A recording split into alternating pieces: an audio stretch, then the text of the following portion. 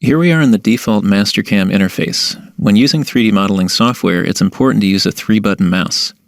Many commonly used commands are attached to different mouse buttons, so a 3-button device will speed up your workflow as you grow confident with different MasterCAM functions.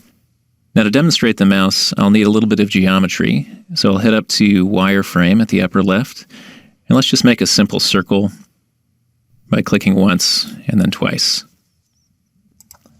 Once we have the circle out here in the graphical view, I can use the left mouse button to drag a box around it, and then I have to click again in order to add that circle to my selection. I can also click on the edge of the circle to deselect. You'll note that if I drag a box that doesn't fully contain the circle, it won't be selected.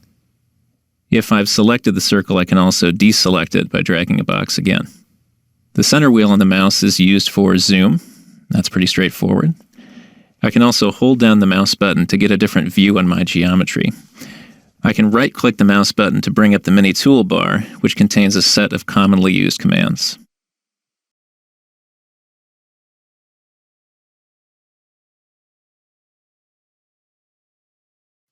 So here I've switched from the Home to the View tab at the top of the screen. Clicking the right mouse button brings up the mini toolbar. And this is a place where we can find a lot of frequently used commands. Up top, for example, we can change the way our geometry looks here in the graphical view, but if I make changes now with nothing selected, that will only affect geometry going forwards. So let's come back and left-click the circle to select it. Then I'll right-click, and I can, for example, change the pattern that makes up the edge of the circle. I could also change the stroke thickness, and I can even get in here and change the stroke color. For example, I could shift that to red or any of these other colors. At the moment, it's not apparent why this ability is so important, but later, once we have a really complicated design, it might be interesting to separate different parts of, say, an engine block or a complex gasket or some other 3D model with a lot of visual variety.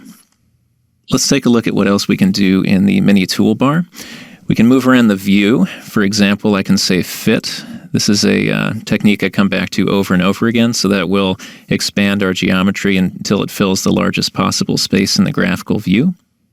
I can also come in here and change around the work coordinate system. So for example, I can look from the top, which gives us more or less a 2D view. And I can also right-click and change that to the isometric view. I think those are the two you'll be using the most frequently. I'll right-click again, and then down here at the bottom, I have access to delete entities. While you can do this on the keyboard, I find it the easiest to access from the right mouse button, so I might left-click an object, right-click, and then say delete. And I'll come up here to the upper left and hit undo, because we still want the circle to work with. And then finally, down here at the bottom, I can right-click and get access to analyze distance. This probably makes more sense in the top view. So I'll head to top view, right-click, analyze distance, and then as I hover my mouse over the edge of this circle, sometimes I'll get a prompt for commonly used reference points. These are quadrants on a circle.